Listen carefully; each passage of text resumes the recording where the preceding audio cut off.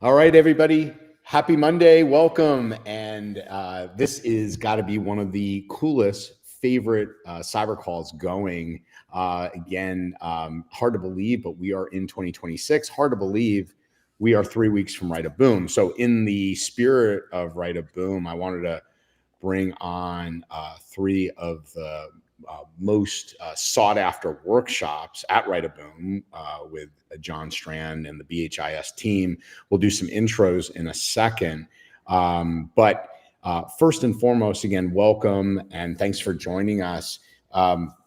Wanted to just set the stage a minute by saying, Kelvin, again, your session at Right of Boom, your workshop leads all sessions with not only sold out, but a fairly extensive waiting list. So congratulations. And I love that. That's so much fun to hear. That genuinely makes me happy. Not because other sessions didn't sell out or anything like that. It just makes me, it excites me to know how many people want the content that we're delivering. The thing is, that's one really important thing, because we're going to talk a bit about the Black Hill InfoSec sessions. If you're not going to my sessions because you can't get in, go to those, because they're also talking about M365 and these really in-depth things that you have to know. Well, what's beautiful, Calvin, is your session does not interfere with their. See, there yeah, you go. Exactly. It's one day before, and we're following up the next day with all the Black Hill stuff. So go to those. Yeah, you mean there's some crazy amount of planning going on, is what you're saying? There is. Yeah. There's a lot of planning, like north of 60 something workshops and sessions this year. And, you know, Microsoft is banging down the door. They're going to have a bunch of executives and directors, which is amazing. Banging down the door, Kelvin, like, hey, we want to be in Kelvin's session. So you obviously are doing something right there. Being well, and Joff, just so you know, Microsoft banging down their door means something completely different than what it means for BHIS. Yeah, that's true.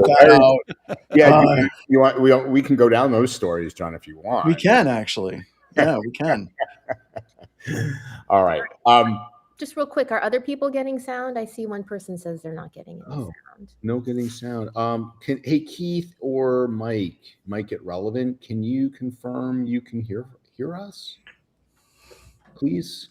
I always feel like it's Tommy and the Who when we get to these situations. Does that stuff ever happen to you talking about security? Never, ever. Like, our audio is flawless every single time. Especially when the webinars like go live. You did the practice session, and then it's like, oh, bam. Yeah, Mike just said it's fine. So if Mike's fine. Yeah, okay. Everybody, it's got to be fine. Right? It's got to be okay. Okay. Yeah. Ace, talk to the landlord. You know, throw something at him that we'll do something crazy. Hopefully you get that. And Dennis, awesome to see you as well. All right, so here's the last thing we're going to talk about, and then get right in, because we have so much content. Normally do some banter at first, like talking about security, John, but we're not going to do that today. But I'm going to give you one guess, Phyllis. Out of the BHIS sessions, who has the highest registration so far? Is it door number 1, door number 2, or door number 3? I'm going with Patterson. I'm going 3. That's where we point. Like it's the Brady Bunch square, 3 right? is my lucky number. I don't know who's behind door number 3, but I'm going to go with 3. Okay, so John's Patterson. Joff, who are you? I'm sorry, my short-term memory just totally forgot the options. 1 was who? No, you don't worry about it. You don't have to worry about door number. I'm going with Patterson. Okay, Patterson, who do you think? Are you talking to me? No, Patterson. I'm trying to ask you who Patterson. Can I vote for Kelvin as an honorary member? There you go. So that's the one I want. So, fun detail. Today, my employees at my MSP were also registering, and they registered for Patterson session. I'm going with Patterson session. Yeah, I want to go to Joff's session, to be completely honest. Yeah, I'm going to vote for Joff too. Oh, thank you, Phyllis. I'm going to buy a short call on Patterson and see if I can win the stock market price. Intuition was correct, Mr. Strand. It is Patterson. Oh, I simplified. Now, why did you go that route? Is it A, his good looks, B, his charm, or 3, he works for BHIS, or all of the above? I think the session is pretty solid. I do hope to change that today. is kind of my hope. I'm going to talk a little bit about what my session's going to be and how I'm going to do it a little bit different. But no, it's just when Patterson shows up, it's always fantastic. Yeah, so it's a good time. I got to hear him keynote and present. He is awesome. I've also got to hear, well, obviously you a million times, but Joff is flawless because his AI stuff rocks as well. All right, so quick intros. Let's start with the janitor of BHIS. We'll go around and then I'll throw it right over to Phyllis. So this is hi. I'm the janitor of Black Hills Information Security. I've been traveling so much. So I think this year it was over 70 flights. Last year, and this year is not looking much better. And I'm never at the office. And somebody had pointed out that we have a whole bunch of new employees coming into Sturgis, and they were like, "Can we take your office over?" So I've been now officially moved. I am not joking. I am in a closet that they've set up for me. I could take the camera around, but it's literally a closet. Like this is the entire space of the entire office. And it's I found out just before coming on that the studio is right here. And that is a former radiology room in the medical center that we bought. And this is the room where they would run into, and then they would hit the button, and it's completely lead lined, the whole room. So I get in here, get everything set up. Wi-Fi does not work in this room at all. So I'm the owner of Black Hills Information Security, and I do janitorial duties from time to time. And John, you have your very own skiff. I do. Absolutely. It could actually be a skiff. It'd be JFAN 6.3 compliant. So very, very nice. All right. Going to Mr. Tire. Good to see you, Joff. Welcome. Thank you. And thank you. Yeah. So, John has long said that one of these days he's going to walk into the office and people are going to be like, "Who's this guy?" And I think that day's getting close, John. Dude, it happened today. We hired a new guy to the systems team, and I went up and he looked at me all confused. I'm like, "My name is John Strand. I work here." And he just was like, "Oh, you're the owner." I'm like, "Yeah." So there you go. Yeah. So look, I'm Joff. I've worked with John and Black Hills for over a decade now. So I like to think that I've been part of building this whole thing with John, and I think that's actually true. But in the last couple of years, I've done a pretty big pivot towards artificial intelligence. Looking at the data science, the machine learning, the technology, and then, working forward from there. And of course, everybody knows it's moving at the speed of light. So that's me. Great to have you, Joff. I'm really excited to hear about, your course. I got to listen to it for several hours a few months back at the Roost event, and it was phenomenal. That was a packed room, standing room only. Speaking of another standing room only, packed room, I got to listen to you keynote at Kaseya, Patterson. So talk to us a little about yourself, and then I'll go to Phyllis. Andrew, thank you. Super excited to be here. Really stoked about Write a Boom. My name's Patterson Cake. That's my real name, believe it or not. And I do incident response at Black Hills. Unlike John and Joff, I let them build something really amazing and cool over the years, and then I jumped on the bandwagon and just riding that wave for about the last 3 years. Incident response is my day job. Work with MSPs a lot. Again, just hugely excited about participating in this year's conference and sharing what we're seeing and learning and raising the bar. So thank you for the opportunity. Yeah, awesome. Thank you, Patterson. And as I hand it to Phyllis, again, for those listening and those, you just maybe share with others that you have friends, peers, whatever, it's rare that you get the kind of expertise teaching at Write a Boom. And like this, these are former SANS instructors as well. They also lead tons of classes at their anti-siphon training at Black Hills. So you can either pay $9 to $10 grand at SANS or come to Write a Boom and learn a lot of the same stuff. So with that, Phyllis, let me turn it over to you. Yeah, great seeing everybody here. Happy New Year. So John, let's kick things off with your session. Sure. Titled Cloud Forever Days and Intro to Pen Testing. And so when you say it's not a bug, it's a feature, what is it in the cloud that, defenders are hating, but attackers are totally depending upon? it's kind of weird. Over the past few weeks, I've been trying to figure out like what I'm going to be presenting starting in 2026, right? And it's really going to be threat hunting, advanced adversaries, and then I really want to focus kind of elevating the stuff that Bo Bolick has been doing, looking at cloud vulnerabilities, and also some of the stuff is stuff that Patterson's going to talk about in his session as well, because we see these vulnerabilities showing up again and again and again, and there's a ton of vulnerabilities associated with authentication. I think, Patterson, I think that that's the overwhelming majority of the cloud breaches are authentication breaches. And that can mean a lot of different things, right? It can mean lack of two-factor authentication. It can mean OAuth attacks. It can mean, all kinds of different delegation style attacks. So whenever we're talking about this session, because I have two things that I'm hitting, right? I'm going to be doing a couple of different things in the session. The first thing was it was very, very difficult for me to try to figure out like which of the cloud attacks I wanted to focus on, right? We could be talking about malicious OAuth attacks. We could be talking about vulnerabilities in like cloud providers. We could be talking about different vulnerabilities in a compromised web server that bleeds over into other cloud assets. So what we're going to be doing is I'm going to be bringing cloud backdoors and breaches to this session. But wait, there's more, because I know there's people that are like, I have cloud backdoors and breaches. I'm going to be teaching everyone how to play competitive cloud backdoors and breaches. So everyone's going to learn how to play, and I'm bringing the prototype cloud competitive backdoors and breaches session. And we're all going to play a competitive backdoors and breaches session that's literally going to have dozens of different attacks and literally an unlimited amount of attack scenarios that people can take back to work, and they can learn how these attacks function and also how to defend against them as well. Plus, I'm bringing some comic books and some other things. So that's like with the cloud thing. I mean, we got a huge deck of all the cloud vulnerabilities, but if I had to pick one, I would say authentication vulnerabilities are by far and away the biggest ones that we see for initial access. Yeah, I mean, we definitely have been talking about that a lot here on, the CyberCall. So when everyone comes to your session, all the MSPs are coming.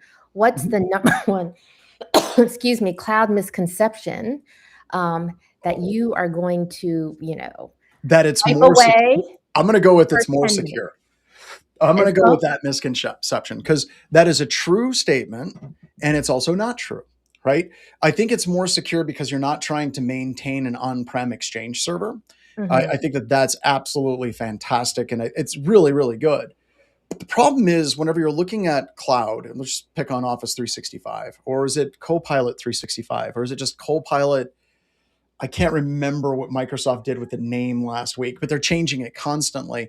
Whenever you look at the attack vectors, especially for post-exploitation, the things that we do constantly post-exploitation, once we find like an authentication style vulnerability for one user, we can go through and search for inboxes that have insecure permissions, right?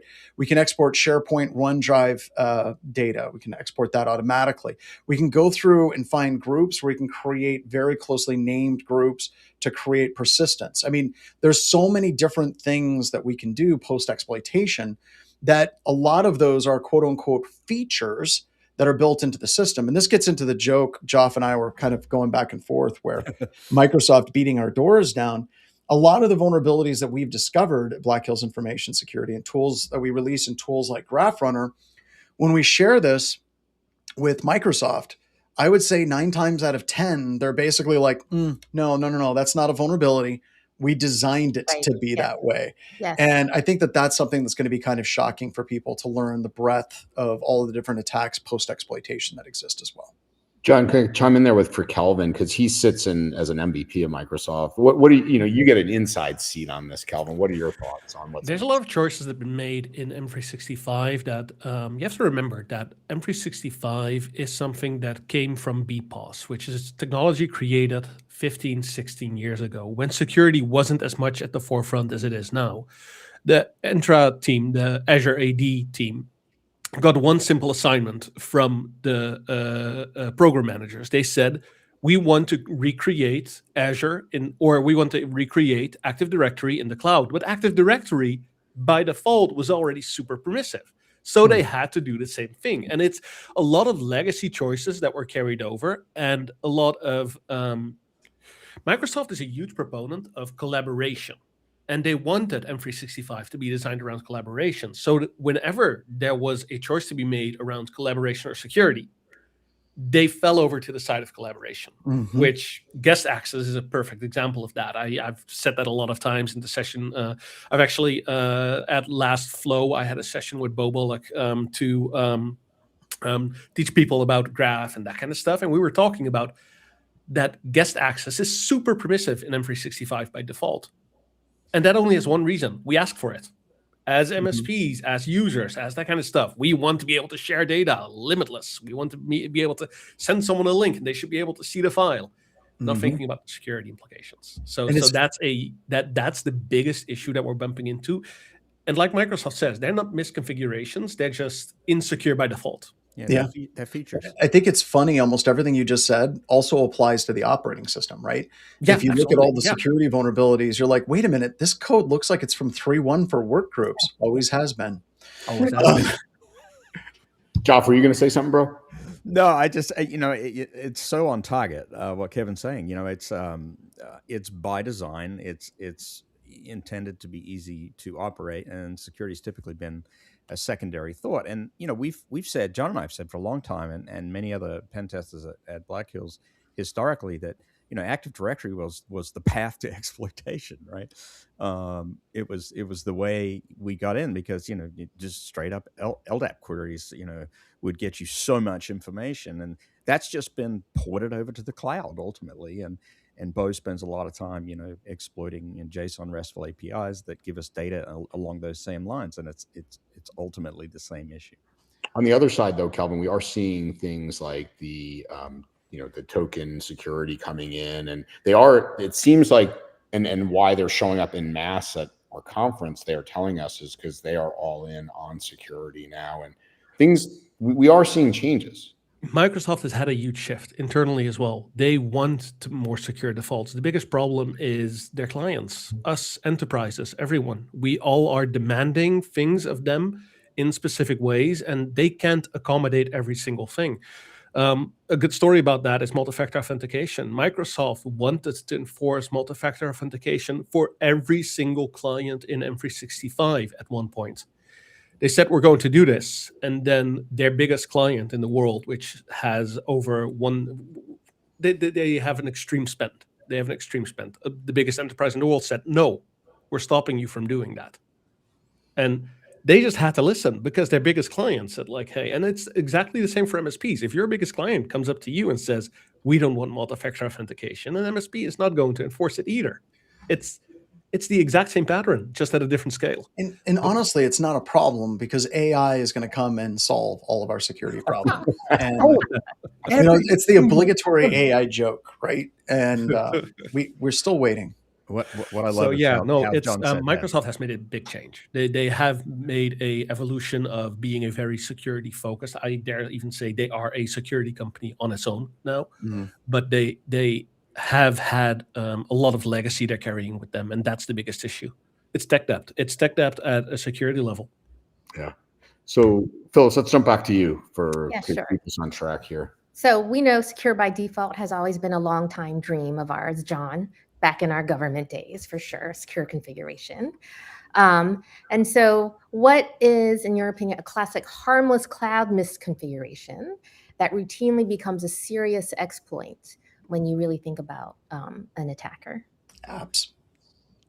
The one that I think is the coolest is one of the techniques. Once you gain access, well, let me back up.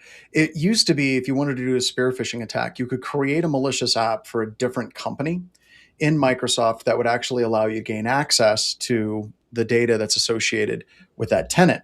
Microsoft made that a lot more difficult, because in order to actually get set up as a company to be able to publish apps and get them cross-pollinate, you have to do a lot of work to validate that you are in fact a real company. However, all of that goes completely out the window once you are a user on the inside of the environment. So if you gain access, then you can create your own app, and then you can share that app with other people within the organization. So this allows you to go from compromising one account and then create kind of a honeypot for other people to come in, and then you can start taking over some additional systems utilizing that as well.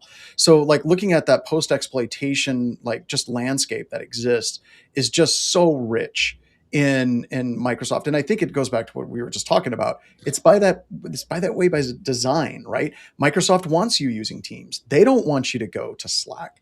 They want you publishing as many apps as you possibly can, because you're going to use things like Copilot, hopefully. Please use Copilot, they say. We want that, right? So you have all of these things that you want to share and collaborate.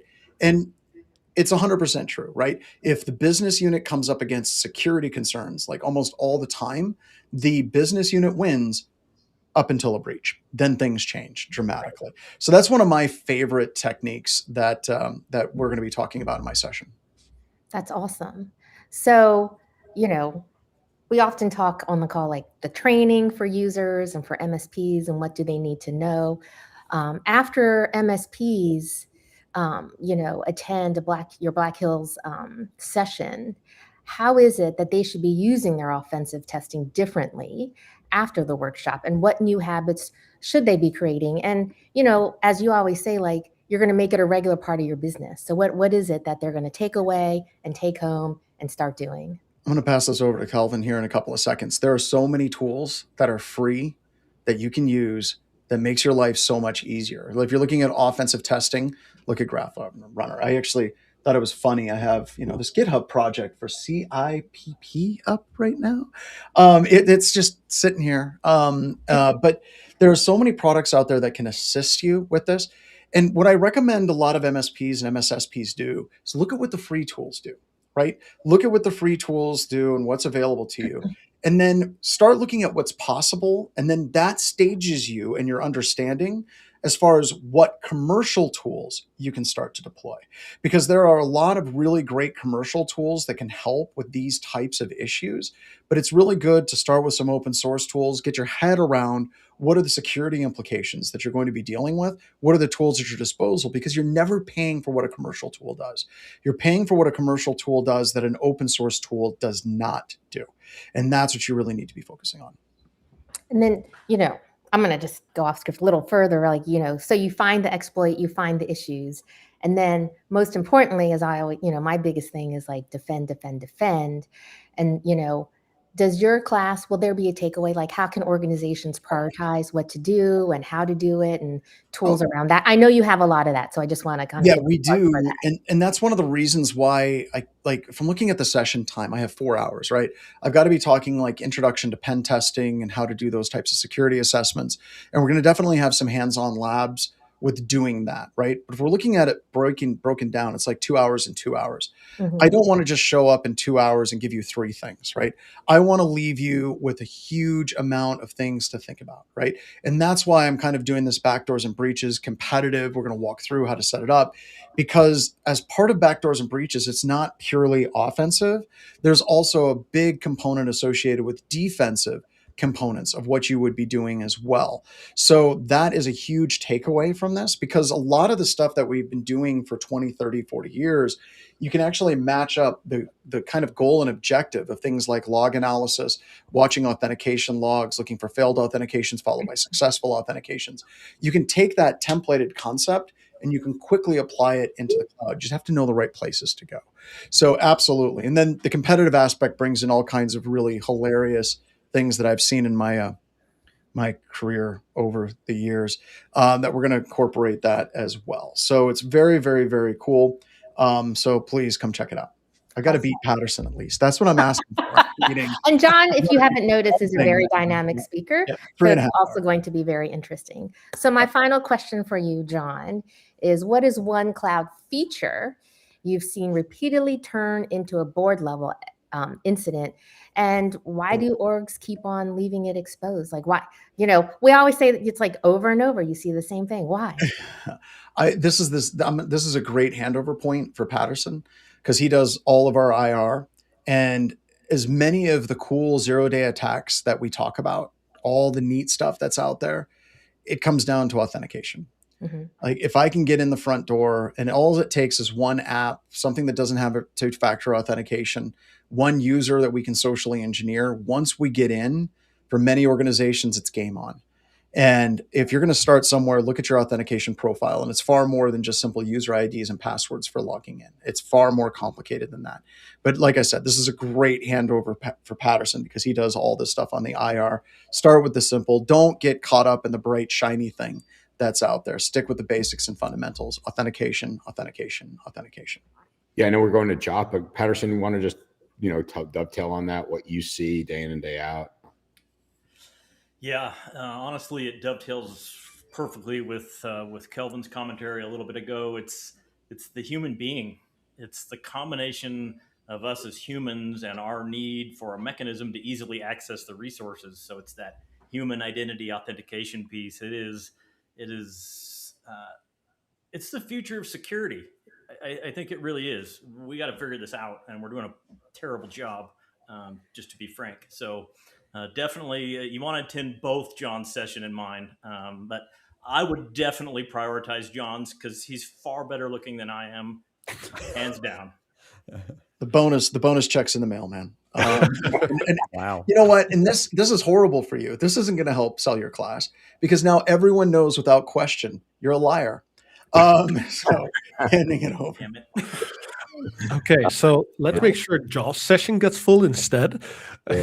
Josh, can you tell us a little bit about your workshop? You're doing AI automation cybersecurity, especially for MSPs focused on scale, as I understand it. So tell us about your session. Well, really, ultimately, the focus is going to be on some automation, right? But I did a Write a Boom session last time, and Andrew alluded to this. And one of the challenges I've got is the workshop's too short, but stuff happens. Oh, we lost Kevin. Okay, I guess that was the mic drop moment. Good news. We will. That's okay. Keep on going. And he came back. Okay, we lost. And not only does he keep going away and coming back, he's coming up on different sides of my screen. It's like, he's transporting. We're now doing full portal. Wow. There we go. That's fascinating. And it is very distracting. But anyway, no. So, one thing that I have said all along since, the emergence of large language models and artificial intelligence has started to dominate all of our lives is not enough of us, cybersecurity and beyond, really understand how these things work. So the beginning of the session is going to be about some fundamentals, like, this is really how this large language model is actually working. Let's clear up some misconceptions. Let's, let's sort of level set to start with. It's good to see you, Kevin. The next thing that I would like to move into is, a little bit of description, some initial automation attempts that we went through experientially, and then moved towards the end of the workshop, moved towards actual automation frameworks, to do some lab work around automation frameworks, to talk about options around those approaches. And of course, I would be remiss if I didn't start to mention this rapid leap towards agentic AI and what it means for cybersecurity from both an offensive and a defensive perspective. But I'm going to keep it more on the defensive and the workflow side, and more on the MSP side, if you like, due to the nature of this audience. But there's just so much we can talk about in the agentic AI space in particular, as we look at the way people are automating workflows in their day-to-day jobs. That's I missed a little bit. Thankfully, I could hear all the audio, but my thing kept jumping in and out. So that was actually quite an experience. Looking at your session, it is really cool. What's the one thing that you believe MSPs? What's the one workflow?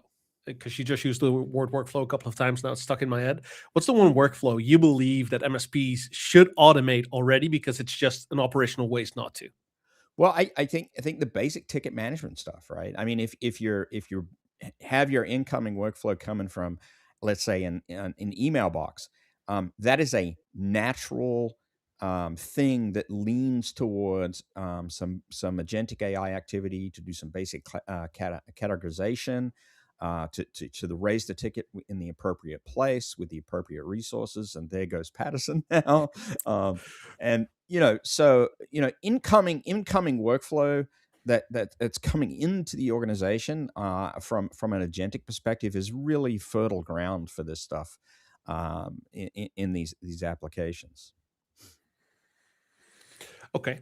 And that's for any MSP, you're saying.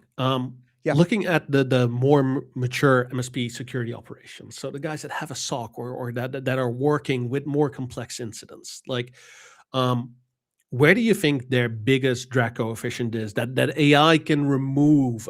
Is it something like the same like triage ticketing, or are you thinking more on the investigation reporting side?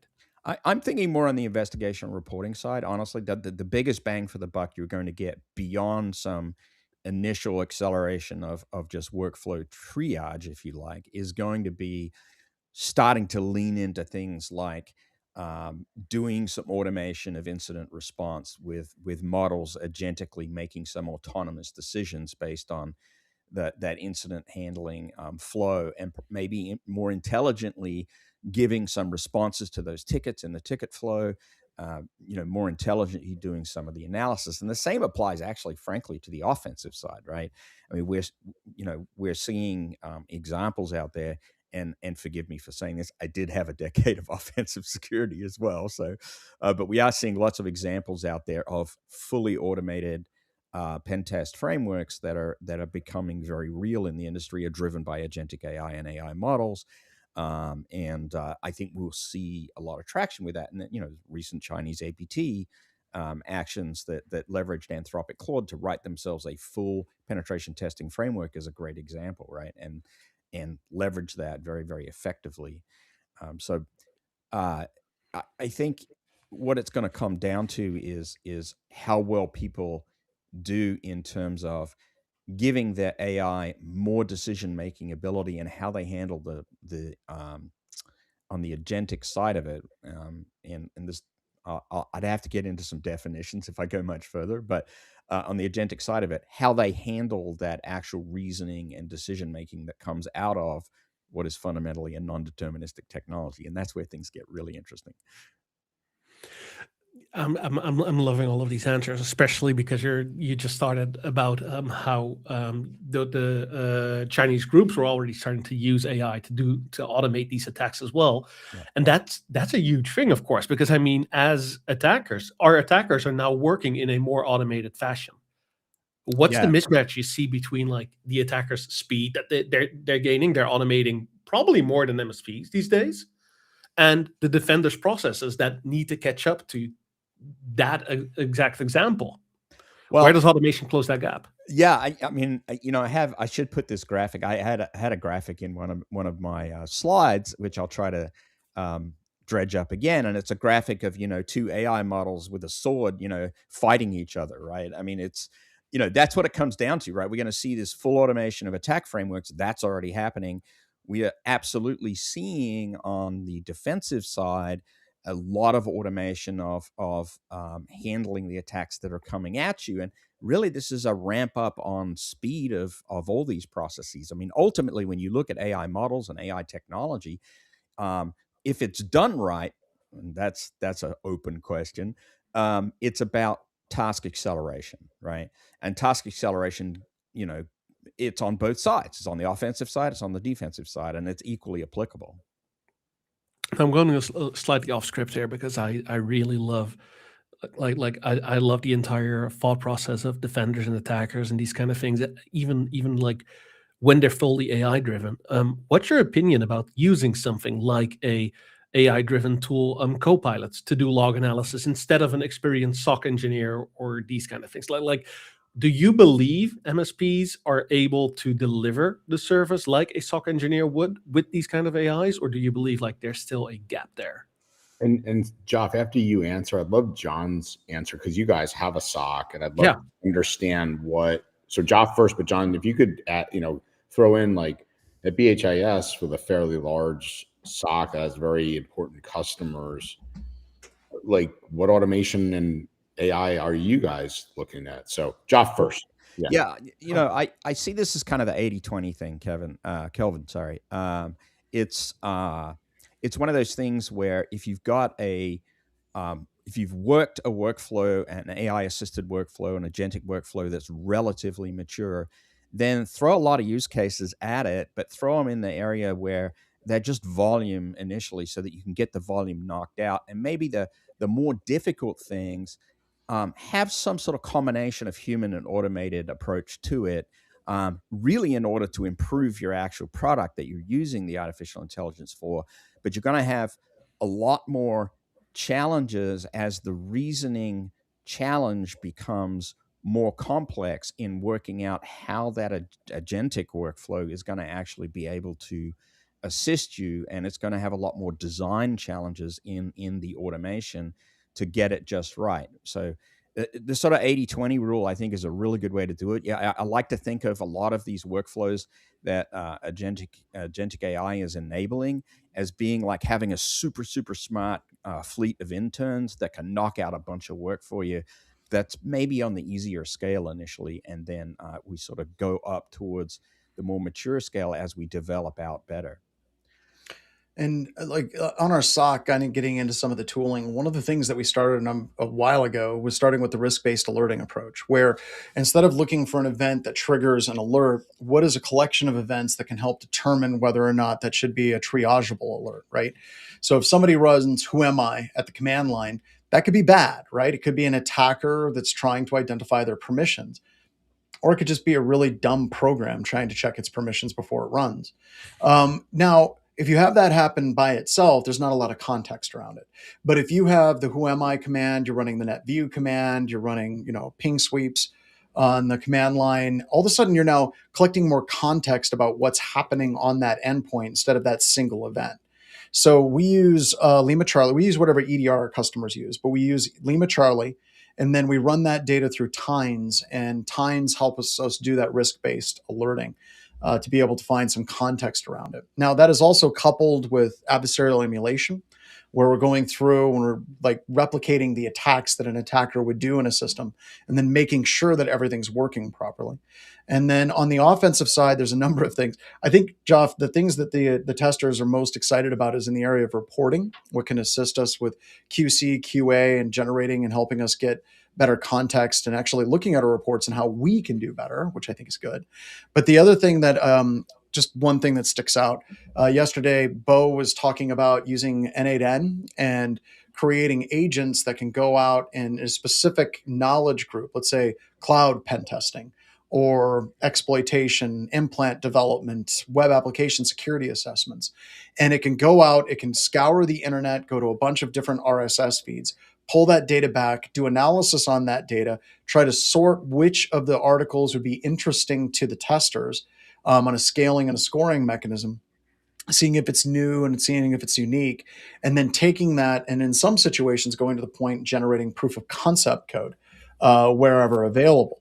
And that's something that's feeding into the offensive side. So those are just a couple of examples on how we're using that in BHIS. And that's not exhaustive. There's a ton of stuff that we're using. But I want to get one quick thing back to Joff. I've noticed whenever it comes to AI, if you understand a topic, AI is probably one of the most powerful tools you can use. You cannot take AI and just drop it in the hands of a junior analyst and expect great things from that junior analyst, right? It seems that AI kind of rises to just below the level of the person that's using it. So really, we're focusing on getting some of the best people at BHIS that are utilizing these tools to be able to generate the outputs that the rest of the team can utilize.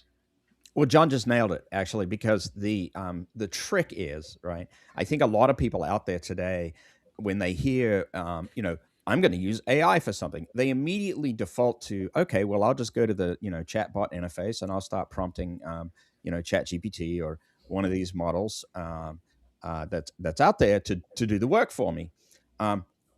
That's actually a bit of a fallacy, because where the skill really comes in, fallacy is probably not a good word, but where the skill really comes in is properly creating the prompting for the model to steer it in the right direction. And so, in the prompting of the models, you've got to have skill in learning how to prompt them. But then if you go one step further and you start leaning down into workflow automation, and I'm absolutely going to do some labs on N8N, by the way, John. I can never say it right the first time. It's like the same our company a tongue twister.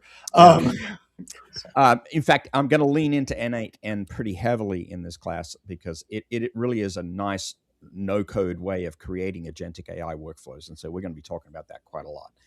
But cool.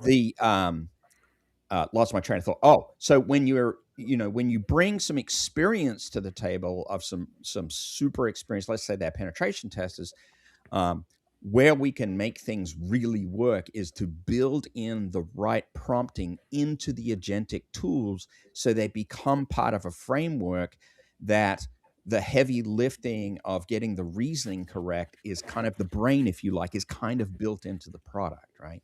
That's where it's at as we go forward. Very cool. Geoff, if an MSP leaves your workshop, they're done.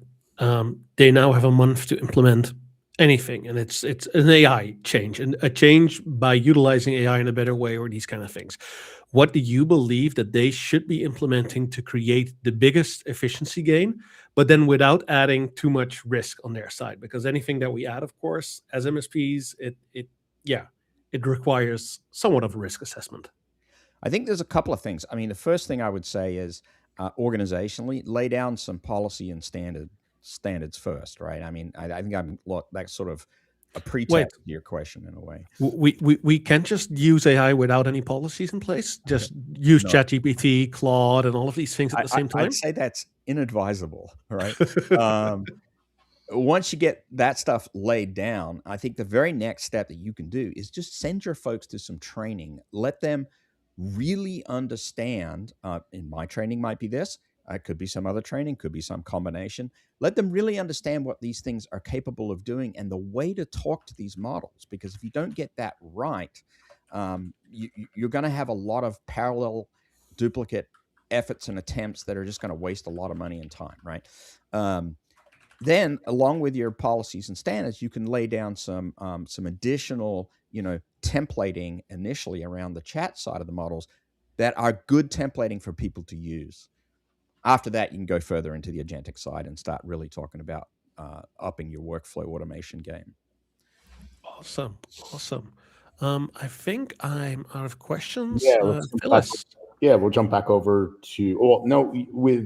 So we'll jump to Phyllis and on to Patterson, and then Kelvin, you'll take the last few there. Sure. Yeah. So Patterson, tell us about your highly popular workshop titled Incident Response Simplified. No pressure, right? So my day job is helping businesses respond to and recover from cyber incidents. We work with small to medium businesses a lot. We work in conjunction with MSPs a lot. So when Andrew came to me with this opportunity, for better or for worse, we were honestly in the midst of seeing recurring themes in that SMB space in terms of cybersecurity incidents. And so legitimately, we built this workshop from the ground up based on multiple recurrent events in the SMB MSP space. And long story short, somebody has to pop in and out during everybody's. It's my turn. It's my turn now. It was your turn. Who knows? Focus. Listen to me. Anyway. Hey, here. I like to win. I really, really do. Engaging in a business that has been breached, unauthorized access activities occurred. I want to win. I want you to win. And winning means, as effectively as possible, minimizing any negative impact on that business. So this entire workshop is based on that premise. I want you to have a simple, effective, repeatable approach that if bad stuff happens, you know what to do. We start with a little bit of strategy. We work our way into a tactical approach. We'll do hands-on labs with actual tools, techniques, technologies, so that, again, start to finish, honestly, we can win. I think a critical component of that is simplification. Your life is complex. Your business is complex. Throw a threat actor into the mix and the incident just blows up and spirals out of control.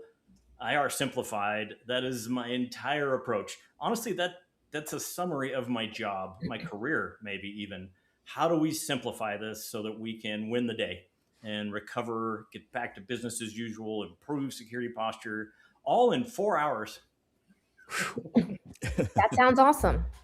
Incident response and recovery in 4 hours, folks. You might have some Done. homework. You might have some homework when we're done, but That's good. That's good. So, you said, you guys have a lot of experience working with MSPs. And, so we think MSPs probably don't fail instant response because they lack tools. They have a ton of tools. They fail because once something actually happens, everything does get chaotic. So what breaks first in a real incident from your experience? wow, that's a fantastic question. I feel a great deal of empathy for MSPs. We touched on it a little bit. Kelvin touched on it, as it pertains to the largest businesses on the planet. And it's that contention between running a business and being productive and making money and securing all the things. So that is a very unique conundrum for the MSP, and I feel that pain every time we have active IR. Having said that, I think that the first thing that fails is the lack of prioritized response, prioritization of response and resource allocation. Long story short, almost unequivocally, when we get a call for active IR, the customer has one question. And that question is, what do we do now? What do we do now? And that, again, is my goal for this conversation, is to help you answer that question, recognizing that IR is dynamic, won't always be the same answer, but at least knowing where to go after the bad stuff occurs. So I have a question. Do those customers typically already have an incident response plan, or are they starting from zero? Are we not putting what we need to put in our IR plan? Because when a real incident happens, it's like we all panic. It reminds me of this story when I worked at the agency, and the fire alarm goes off during the day, and it's like the fire's on the 3rd floor. If you're on the 2nd and the 4th, 2nd, 3rd, and 4th can go down. 1st and 5th, you wait, And then the fire alarm went off at 6 at night, and the guy gets on the intercom and he's like, "It's not a drill. Run out, everyone get out of the building." So we have all these great plans, but then when it actually happens, we're all in a panic. So, is that do they have good plans, bad plans, no plans? What's the level of the customer? Yeah, that's a fantastic question and a tremendous parallel. And the answer is, I'll use the phraseology. I'll probably overuse the phraseology. I like the word tactical.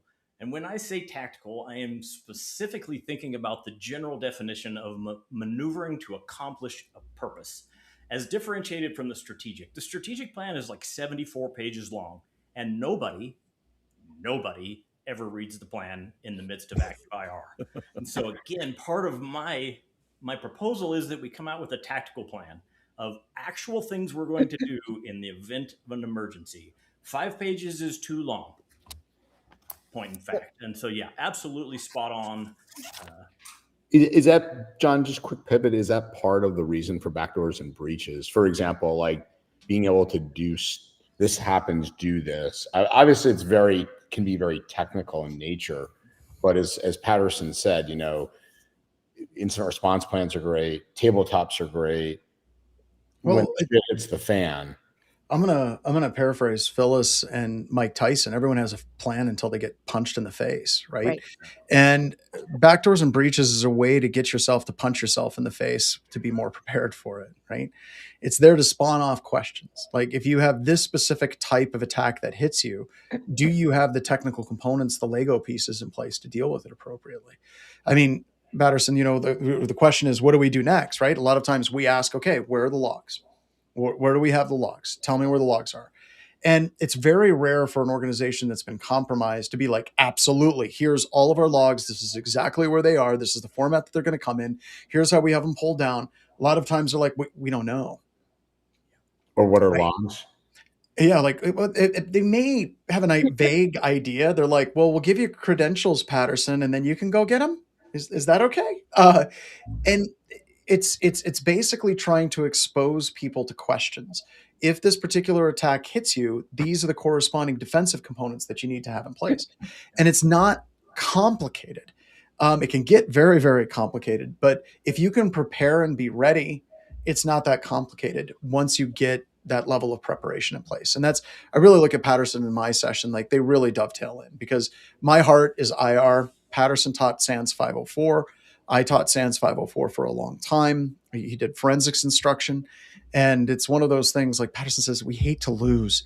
And that's one of the things that's awesome about what we get to do and what Patterson does every day is, you actually get to get in and you get to mix it up with a real adversary on the other side of a computer screen, not an abstract plan, policy, or procedure. There's someone on the other side that is an adversary against you. And it's one of the greatest feelings in the world to win. That's part of the reason why I went into offense, though, because we get that dopamine hit a little bit faster. Right. So that, and honestly, I don't know why it's rare. I think Patterson has it more than I do, but you get to the end of a good pen test and they're like, thanks, that was fantastic. Great job. And a lot of times at IR, everyone is so burnt out. Like there's no like, this was a great time, Patterson. This was amazing. This is one of the highlights of my life. There still was a breach. It's still a breach. It's usually, thank you for your help. I hope to never speak to you again. I never want to see you again, ever. Right. Yeah. Maybe we covered this, but in your experience, what's the most common "we thought we were ready" gap you see when MSPs are responding to their first serious incident? John just touched on it. Beautiful segue. And the fact is, it's visibility. It's the business and or the MSP. They want help understanding what happened. And so one of the first things is, how do we gain visibility in the environment? And often that's logs, that's capabilities, that is tooling.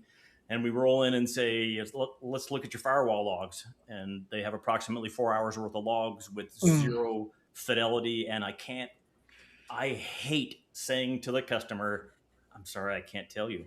I can't tell you what happened. And it's awesome when we get those firewall logs and they're in a PDF. I was just thinking that, or they're in like a screenshot. It's like, what do you mean? A series of JPEGs.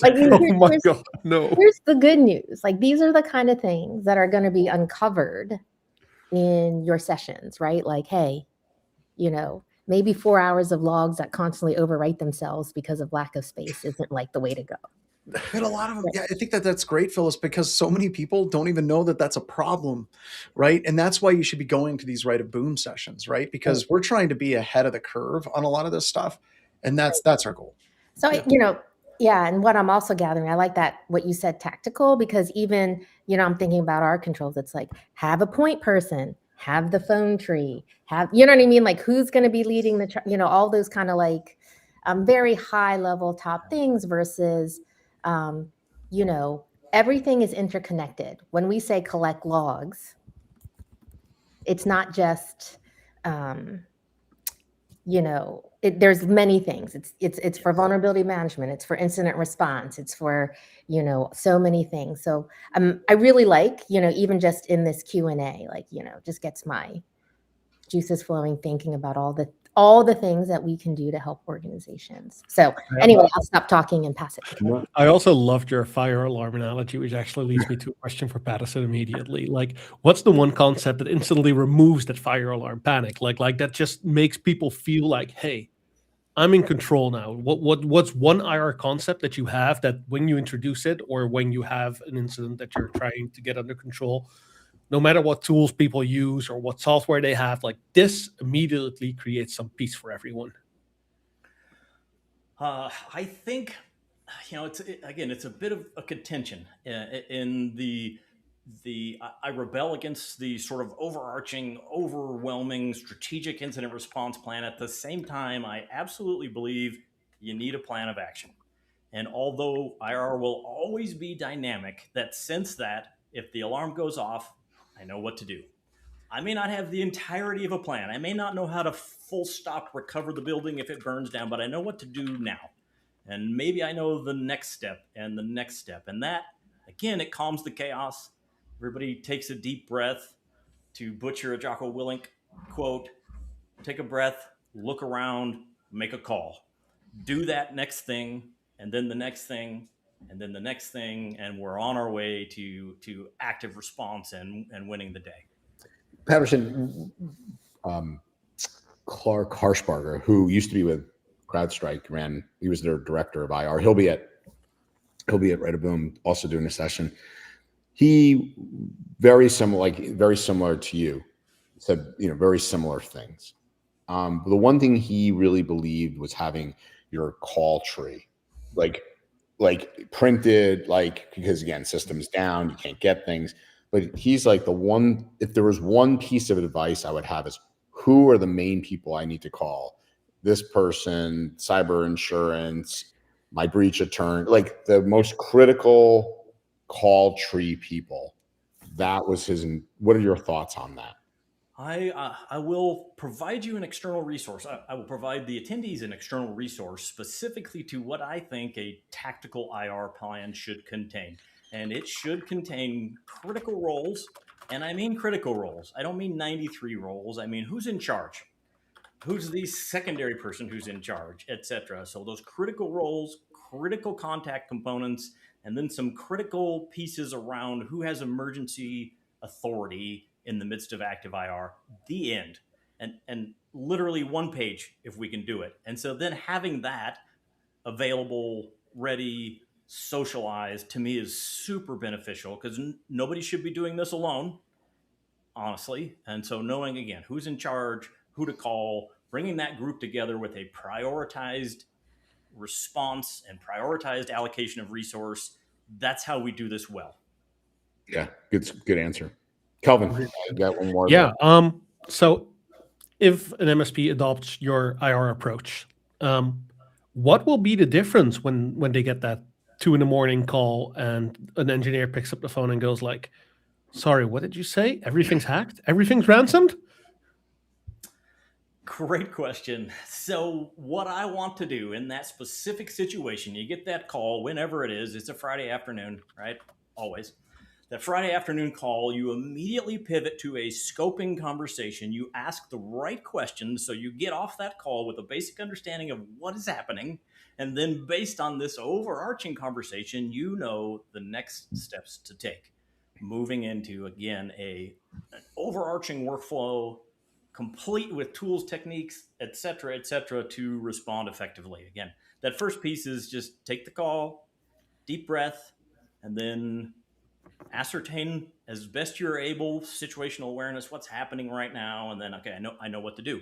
I know what to do. At least the first, second step in that process. Yeah, easy.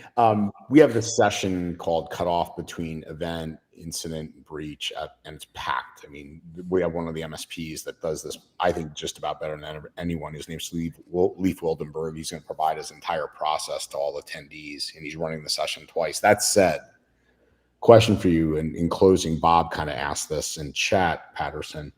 You have this process, you ask all these questions, now you've got a good intake. What's your, I guess, 80-20 rule on notifying cyber insurance? Is it one of your key questions? Do you have cyber?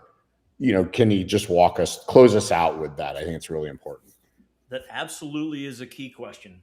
And my overarching approach to that is that I hope that your cybersecurity insurance provider is your business partner. If they are not your business partner, start looking for an alternative solution provider right now. I see a lot of businesses relate to cyber insurance like auto insurance. I got an offender bender, I can fix it. It'll be fine. Don't call insurance. If that's your relationship with cyber, I really think you should reconsider that relationship. I want you to have the kind of relationship with that insurance provider where you call them right away. You engage them, you keep them informed. You want to have those discussions in advance. A lot of businesses are not in that position. That's an absolute to-do item before the stuff hits the fan. That's so well said. And I'll close with this and then get some closing comments. You asked Chris Lair, who's an IR and has worked for many years. I think one of the biggest misconceptions, Patterson, is, like you just said, the auto insurance. Like, don't tell them our deductible is going to go up. The cyber company, they want to know sooner than later. They're thrilled not to jack your rates, because the sooner they can get their teams in there, get a breach attorney, IR, etc., the lower that payout's going to be. So a huge misconception, right, John? Absolutely. This gets into boy, we got no time left. Thanks for dropping that on me. We can go a little over. Go. And this gets into something Patterson and I are talking and have been talking about for a while, is kind of the state of IR as it relates to the insurance industry and how the industry has kind of driven it to this mad race to the bottom. And I think that that's a long conversation that I think many companies need to have, because sometimes it's not enough just to have insurance or working with an insurance company that's going to give you an IR firm. Because remember, that IR firm, their number one goal is not really your well-being, right? They're trying to minimize the cost as much as possible to them, not to you, to them. And once again, I'd like to try to come up with some things maybe in 27, maybe in 28, Patterson, I don't know, when we have more time to try to take that on, but it is something that does need to be taken on at some point. But then to tie it into some of the stuff that Phyllis has been working on with CIS, with setting up, you can actually implement controls and you can create safe harbor. And I think that kind of starts helping. And I think all of this stuff kind of intermixes, and I think it's finally starting to combust, right? Especially in the MSP, MSSP space. And you're doing this for an advertisement. That's one of the reasons why people should be coming to the Write a Boom conference, without question, because it is the intersection of compliance. It is the intersection of legal. It is the intersection of day-to-day technical operations. It is the intersection of IR and how it relates for a group of people that are responsible for securing over 60% of the nation's critical infrastructure. Phyllis is coming to Write a Boom, but she has been working on a project with cyber insurance. And Phyllis, maybe we'll figure out a way to do something. It'd be the last day, but let's talk about that. I think we would get some interest in that, or maybe put you in with there's a session on legal and insurance, see if they would have you join. So with that, I know we're a little over. Patterson, thank you so much for joining. Can't wait to see you in a few weeks. Joff, the same. And John, as always, thank you. All you out there that joined us, I know we lost some of you already because we're over the hour, but look forward to seeing you all next week. Kelvin, thanks for joining. I know we got one last question, though. Benjamin asked, Kelvin, when do you sleep? Oh. Rarely. Once a year, I take a week off to catch up on all my sleep, and that's about it. Yeah. Good deal. I like it. All right. Thanks, everybody. Thanks, Phyllis. See you guys. Yes, bye-bye.